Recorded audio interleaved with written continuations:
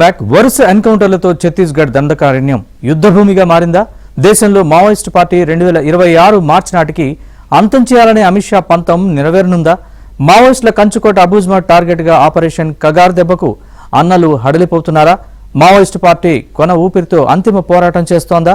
Maoist party నిర్మూలన లక్ష్యంగా సాగుతున్న ఆపరేషన్తో తెలంగాణ సరిహద్దు నివురుగప్పిన నిప్పులా మారిందా? దేశం నడిబొడ్డున రక్తపటేర్లు పారుస్తున్న ఆపరేషన్ కగార్పై ఏబిఎన్ సిగ్నేచర్ స్టోరీ.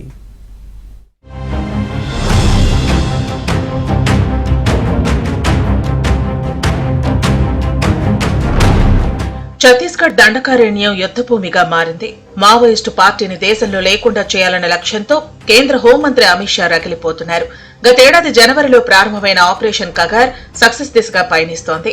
మావోయిస్టుల కంచుకోట అబూజ్మా టార్గెట్ గా భద్రతా బలగాలు అడుగులు వేస్తున్నాయి. వరుస ఎన్కౌంటర్లతో మావోయిస్టు పార్టీకి కోలుకోలేని దెబ్బ తగిలింది.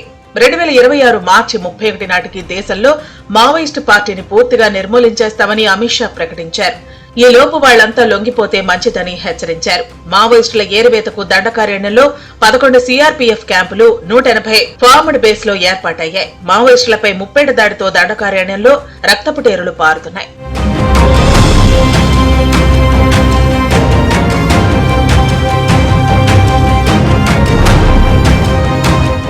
ఛత్తీస్గఢ్ తాజా ఎన్కౌంటర్ భద్రతా దళాల దూకుడుకు నిదర్శనంగా నిలిచింది. 12 మంది మావోయిస్టులు మృతి చెందగా అందులో పార్టీ అగ్రనేతలు కూడా ఉన్నారు. 16 जनवरी को प्रातः 9 बजे से लेकर अनेक बार माओवादी एवं सुरक्षा बल के बीच मुठभेड़ हुई। मुठभेड़ के पश्चात इलाके के सर्चिंग में 5 महिला माओवादी सहित कुल 12 माओवादियों का डेड बॉडी रिकवर किए गए थे और काफी बड़ी संख्या में आर्म्स अम्युनिशन, बीजे लॉन्चर्स, देसी रॉकेट लॉन्चर्स और अन्य जो सामग्री भी बरामद की गई थे।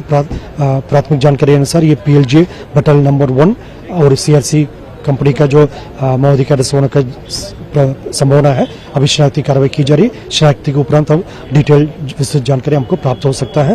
और इस मुठभेड़ के दौरान माओवादी को जो सीनियर कैडर्स है, हिडमा से लेकर बारसेदेवा से लेकर अन्य सभी सीनियर कैडर उनके अन्य साथी लोग को छोड़कर जंगल पहाड़ का हार लेकर भाग गई है। ये माओवादी के एक कमजोरी के एक निशान के रूप में हम देख सकता है। और माओवादी के जो खिलाफ जो कार्रवाई करने का जो हमारा एक एजेंडा है, उसी में हम मजबूती से एक कदम आगे बढ़ते जा रहा है। గతేడాది జనవరి నుంచి ఇప్పటి వరకు వరుస ఎన్కౌంటర్లు జరుగుతూనే ఉన్నాయి. 2024 అక్టోబర్ 4న నారాయణపూర్, దంతెవాడ జిల్లాల సరిహద్దు తుల్తులి అటవీ ప్రాంతంలో ఎన్కౌంటర్ జరిగి 38 మంది మావోయిస్టులు ప్రాణాలు వదిలారు. అంతకంతకు ఏప్రిల్ 16న కాంకేర్ జిల్లాలో జరిగిన ఎన్కౌంటర్లో 29 మంది మావోయిస్టులు హతమయ్యారు.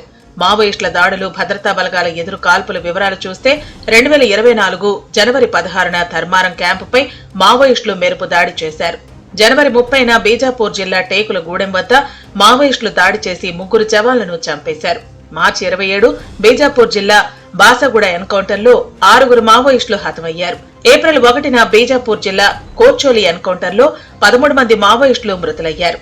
2024 మే 10న బీజాపూర్ పిడియా ఎన్కౌంటర్లో 12 మంది మావోయిస్టులు హతమయ్యారు. జూలై 2న నారాయణపూర్ ఎన్కౌంటర్లో 11 మంది మావోయిస్టులు హతమయ్యారు. సెప్టెంబర్ 3 బీజాపూర్ దంతెవాడ సరిహద్దులో జరిగిన ఎన్కౌంటర్లో 9 మంది మావోయిస్టులు హతమయ్యారు. ఈ ఏడాది జనవరి 6న బీజాపూర్ జిల్లా కుట్రు పోలీస్ స్టేషన్ పరిధిలో మావోయిస్టులు అమర్చిన ఐఈడీ బాంబ్ పేలి 9 మంది డీఆర్జీ జవాన్లు, డ్రైవర్ అమరులయ్యారు. జనవరి 16న బీజాపూర్ ఎన్కౌంటర్లో 12 మంది మావోయిస్టులు హతమయ్యారు.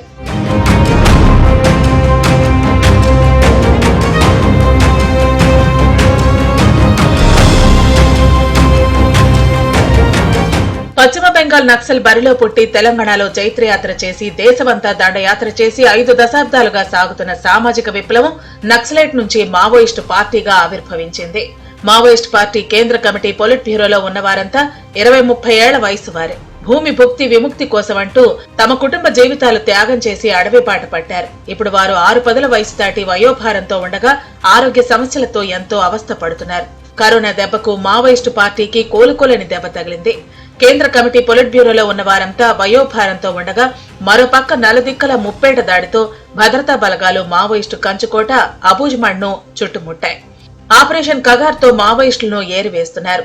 అమిత్ షా డెడ్ లైన్ పెట్టిన వచ్చే ఏడాది మార్చి 31 తర్వాత మావోయిస్టులు ఉండరు అన్న సందేహాలు వ్యక్తమవుతున్నాయి.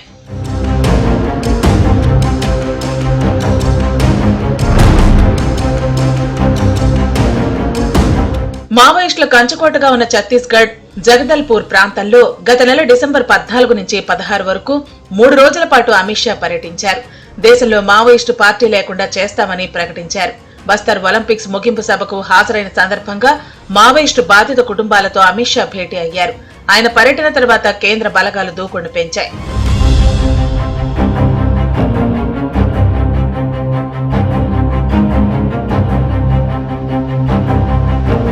ఛత్తీస్గఢ్ పరిణామాల ప్రభావం తెలంగాణపై కూడా కనిపిస్తోంది.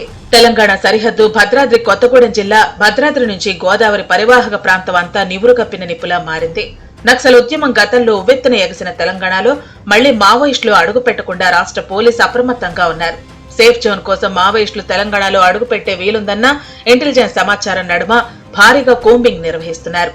ఇప్పటికే గతేడాది సెప్టెంబర్ 5న భద్రాద్రి కొత్తగూడెం జిల్లా కరకగూడెం మండలం రఘునాథపాలెం అటవీ ప్రాంతంలో ఎన్కౌంటర్లో 6 మావోయిస్టులు మట్టుపెట్టి తెలంగాణలో అడుగు పెట్టకుండా హెచ్చరిక చేశారు.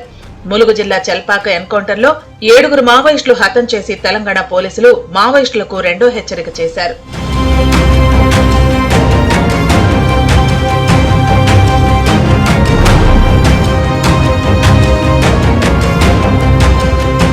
ఆపరేషన్ కగార్లో భాగంగా దండకారణ్యంలో డ్రోన్లు, చాపర్లతో వైమానిక దాడులు జరుగుతున్నాయి.